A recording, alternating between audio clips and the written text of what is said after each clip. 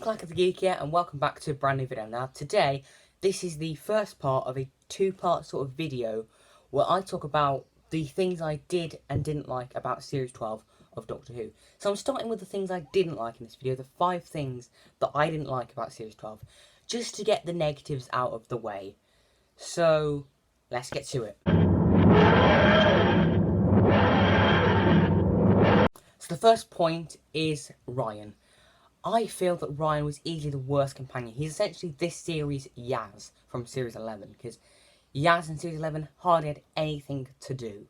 But Ryan, in this series, you take him out this series, next to nothing will change about any of the episodes. The only episode that I could think probably would change is Orphan 55, because he had that romance subplot. But yeah, pretty much nothing would change if you took him out. Now, I am aware that in Series 11, he did have the arc, him and Graham had that sort of character arc of, grieving over the death of Grace. And obviously that had wrapped up, which I understand.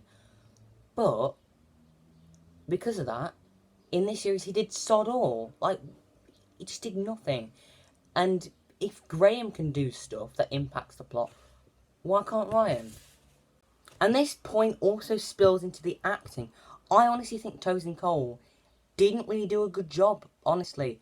I think it just looked, it just looked like he wasn't putting any effort. He just looked bored a lot of the time. He just looked a bit bored most of the time.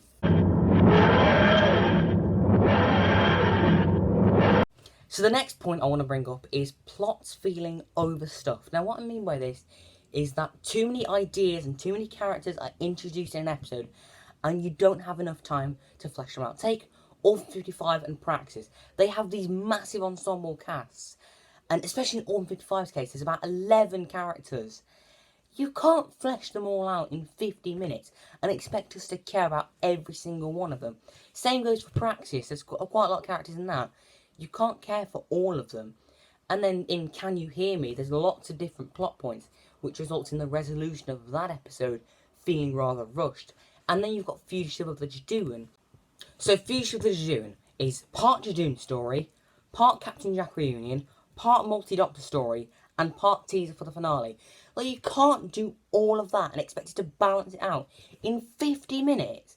No, it's not going to balance all that out. No, it's a story which I like, but it's way too overstuffed with plot points which you don't all need. And I also feel that the finale gave itself too much to do with the Timeless Child arc and the Lone Cyberman plot, I feel maybe the Timeless Child arc perhaps could have been carried over to Series 13, and the Lone Cyberman could have perhaps been the Series 12 arc, perhaps, at least that way to improve it. And then that would give Jodie Whittaker, I think the Timeless Children would probably work as a regeneration story, perhaps. So I think maybe that should have been left for Series 13, and then the Lone Cyberman plot could have been fully fleshed out. So the third point is Benni from Orphan 55. I might as well just put Orphan 55 on this list. So for the two people who need a reminder of what Benni is all about, in Orphan 55, there was the old woman who kept shouting, Benni!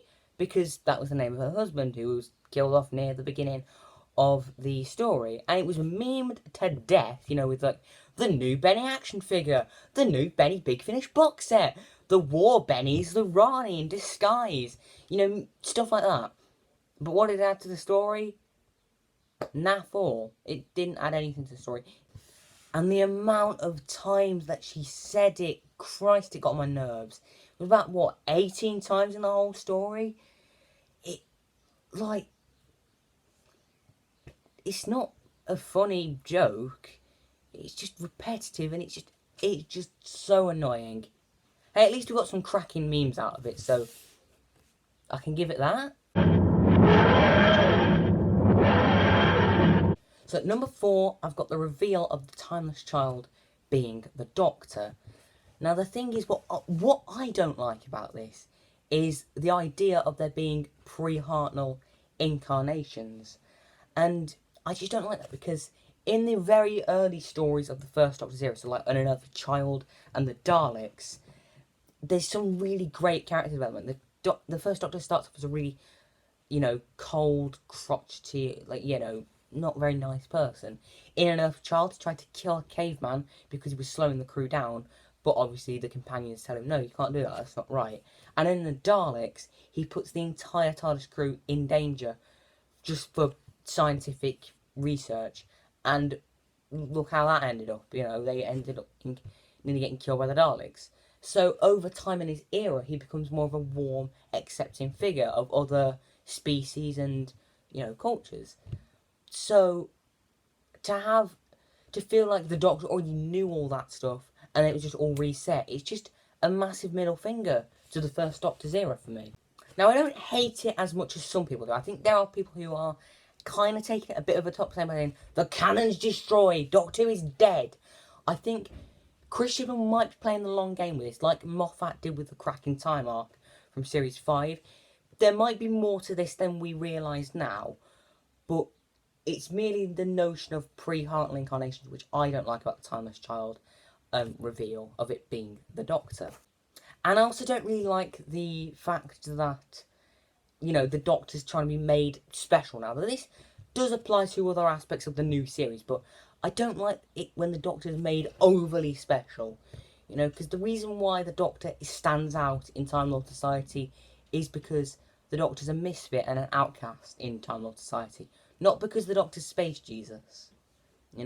And being an outcast is something that fans can sort of relate to.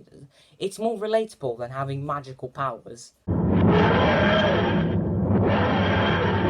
And my final point is the lack of variety in locations.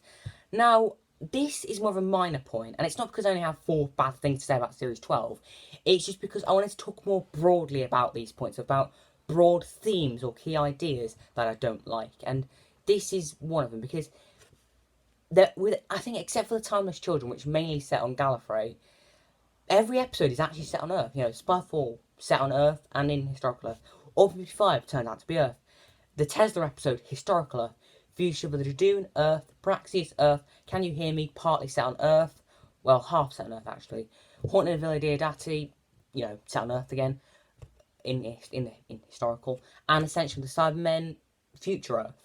So there could be more variety of locations, take us to different planets, take us to different, planets and places, and be a bit more be a bit more creative with your environments, So that's the end of the video. Hope you enjoyed it. Do you agree, disagree? Let me know in the comments below. And the things I did like about Series 12 will be coming soon. So hope you enjoyed it. Make sure you like, subscribe, comment, click the notification bell, all that good stuff. And this is Clack of the Geek, signing out. Right.